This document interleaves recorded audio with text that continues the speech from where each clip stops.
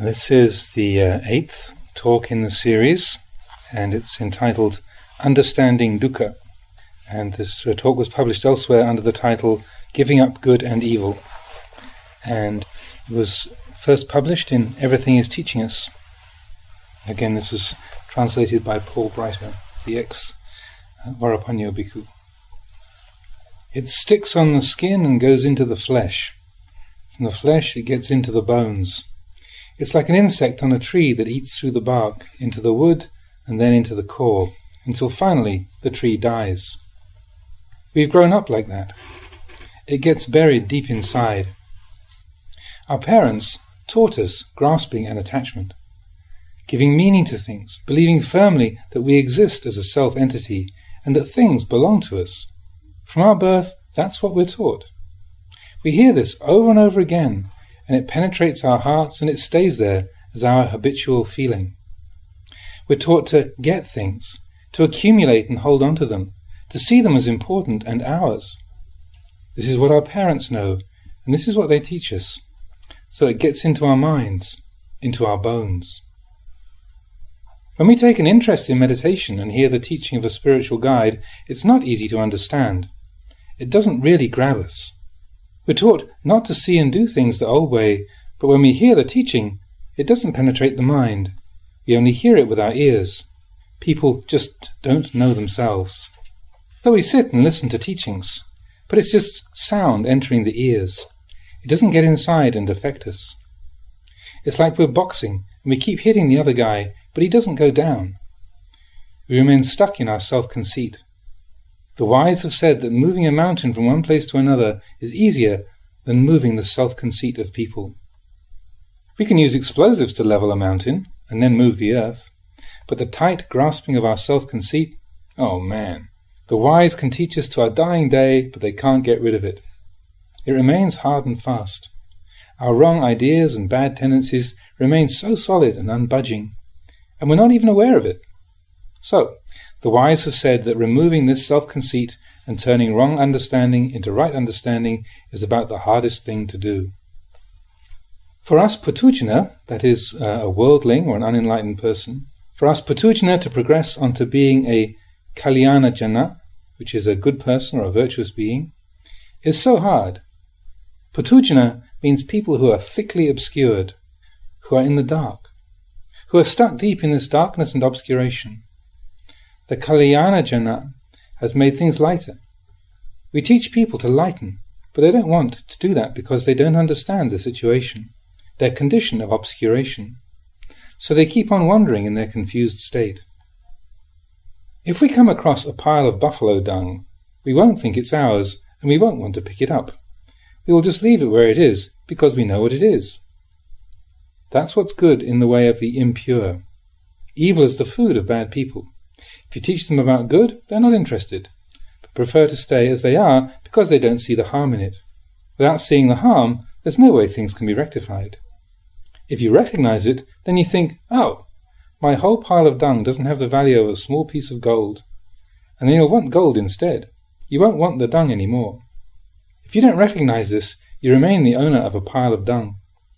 Even if you're offered a diamond or a ruby, you won't be interested.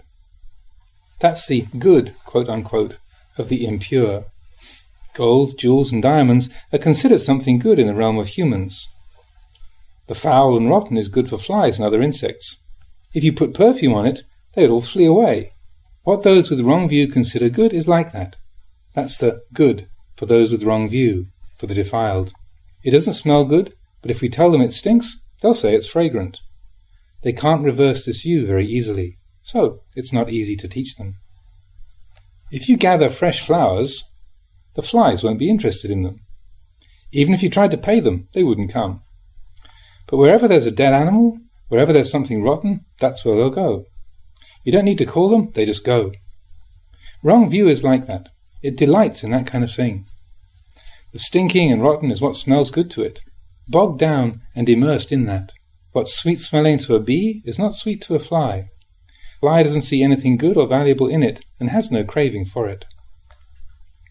There is difficulty in practice, but in anything we undertake, we have to pass through difficulty to reach ease. In Dhamma practice, we begin with the truth of dukkha, the pervasive unsatisfactoriness of existence. But as soon as we experience this, we lose heart. We don't want to look at it. Dukkha is really the truth, but we want to get around it somehow. It's similar to the way we don't like to look at old people, but prefer to look at those who are young. If we don't want to look at dukkha, we will never understand dukkha, no matter how many births we go through. Dukkha is a noble truth. If we allow ourselves to face it, we will start to seek a way out of it. If we're trying to go somewhere and the road is blocked, we'll think about how to make a pathway. Working at it day after day, we can get through.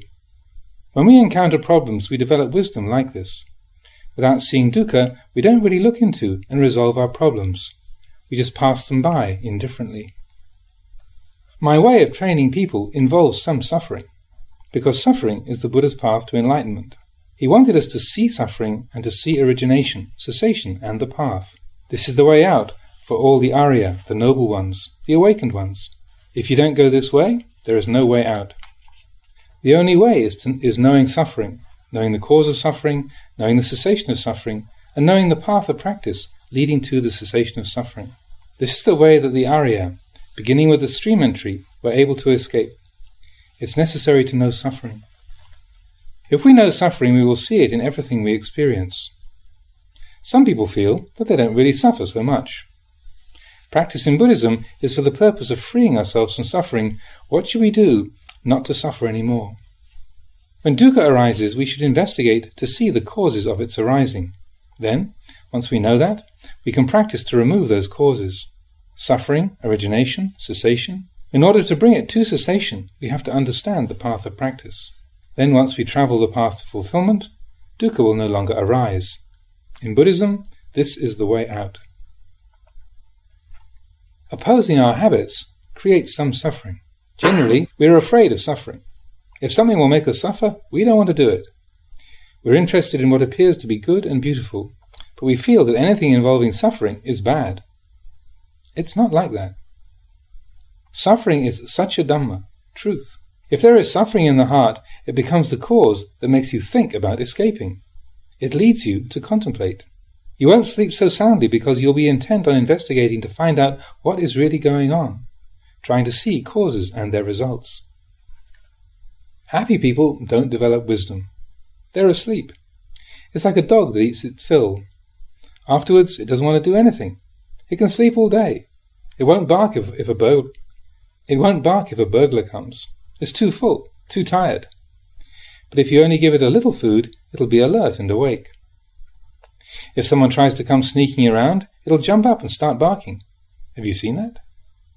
We humans are trapped and imprisoned in this world and have troubles in such abundance, and we're always full of doubts, confusion, and worry. This is no game. It's really something difficult and troublesome. So, there's something that we need to get rid of. According to the way of spiritual cultivation, we should give up our bodies, give up ourselves. We have to resolve to give our lives.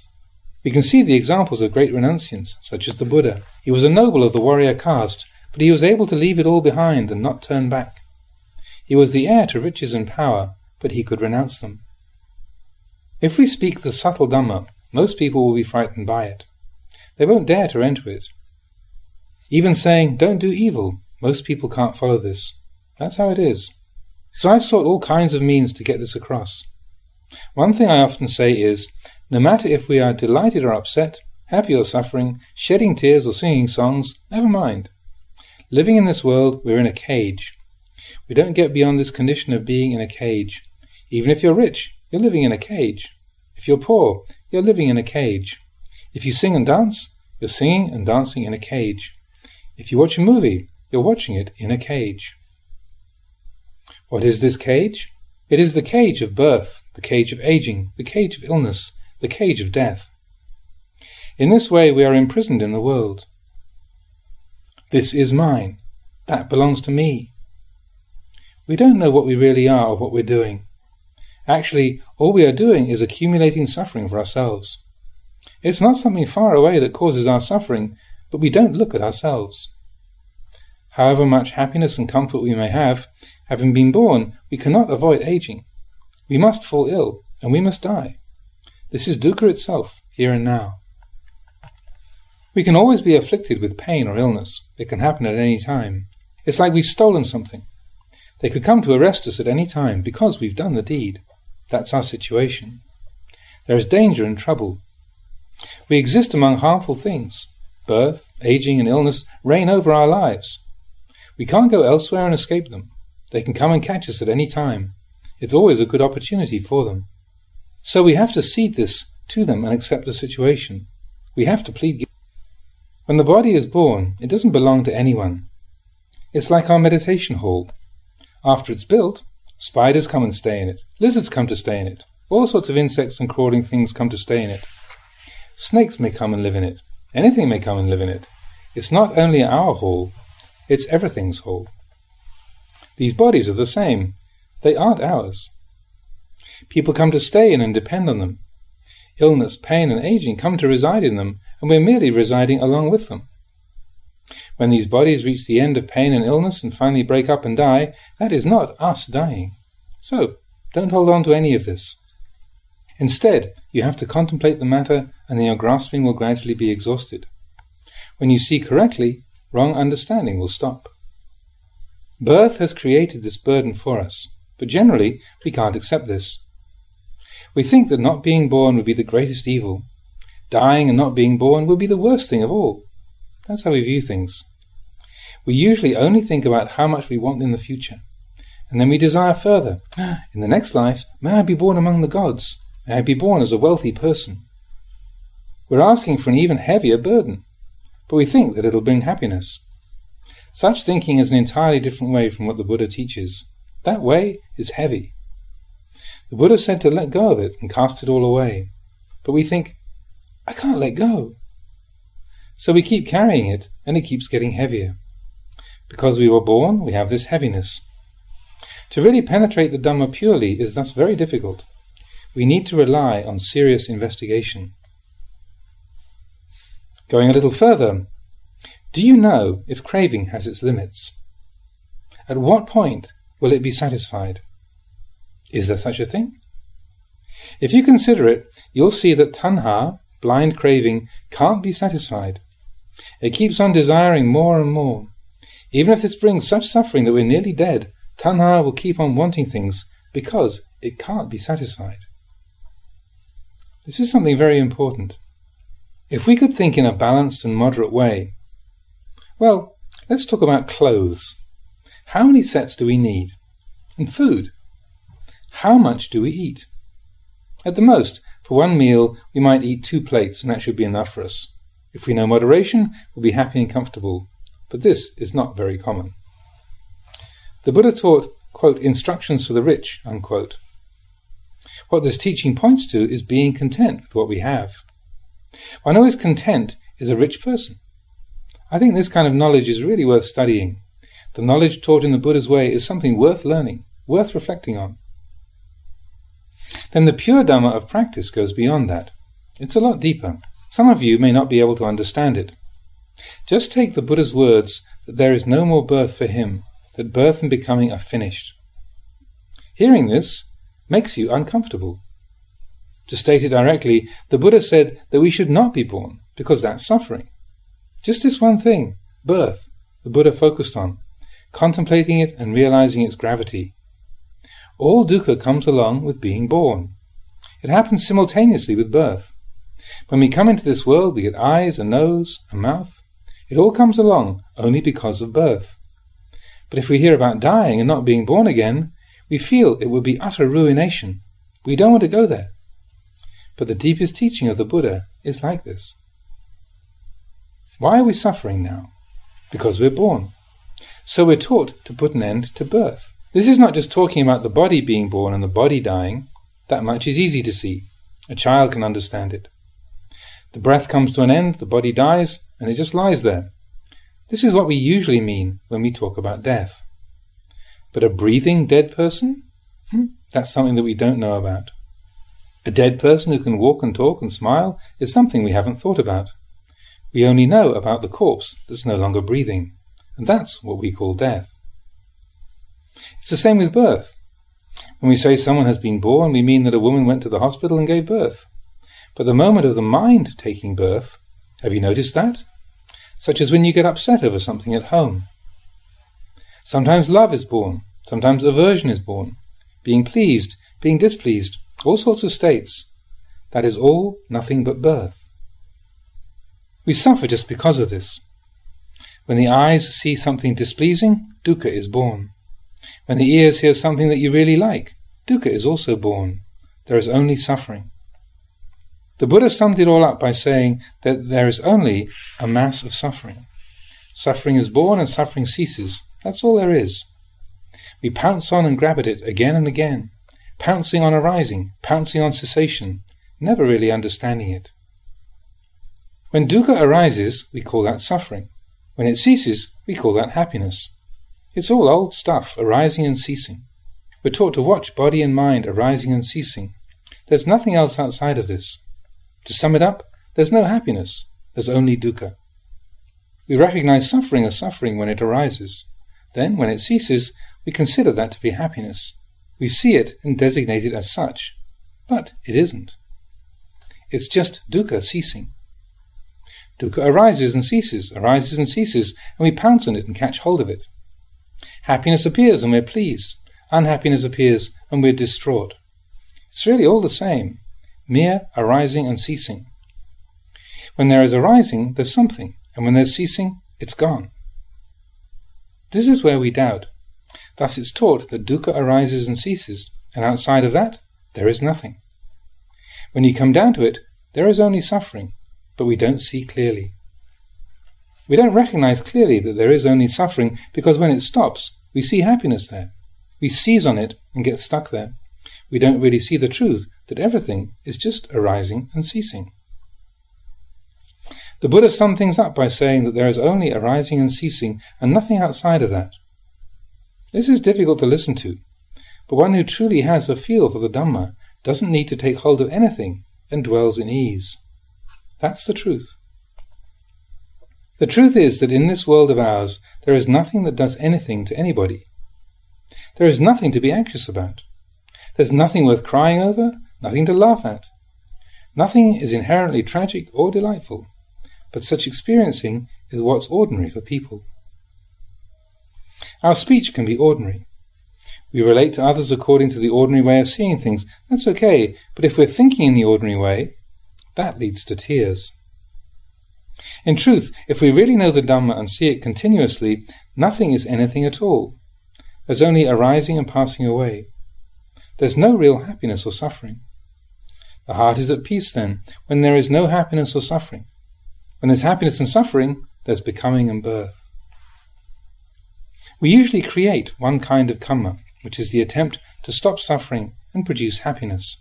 That's what we want. But what we want is not real peace.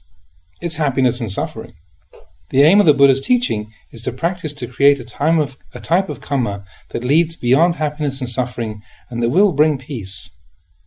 But we aren't able to think like that. We can only think that having happiness will bring us peace. If we have happiness, we think that's good enough. Thus we humans wish for things in abundance.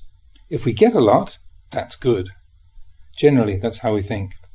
Doing good is supposed to bring good results, and if we get that, we're happy. We think that's all we need to do, and we stop there. But where does good come to conclusion? It doesn't remain. We keep going back and forth, experiencing good and bad, trying day and night to seize on to what we feel is good. The Buddha's teaching is that first we should give up evil and then practice what is good. Second, he said that we should give up evil and give up the good as well, not having attachment to it, because that is also one kind of fuel. Fuel will eventually burst into flame. Good is fuel. Bad is fuel. Speaking on this level kills people. People aren't able to follow it. So we have to turn back to the beginning and teach morality. Don't harm each other. Be responsible in your work. Don't harm or exploit others. The Buddha taught this, but just this much isn't enough to stop. Why do we find ourselves here, in this condition? It's because of birth. As the Buddha said in his first teaching, the discourse on the turning of the wheel of Dhamma, birth is ended. This is my final existence. There is no further birth for the Tathagata. Not many people really come back to this point and contemplate to understand according to the principles of the Buddha's way. But if we have faith in the Buddha's way, it will repay us. If people genuinely rely on the 3 jewels, then practice is easy. Here you are.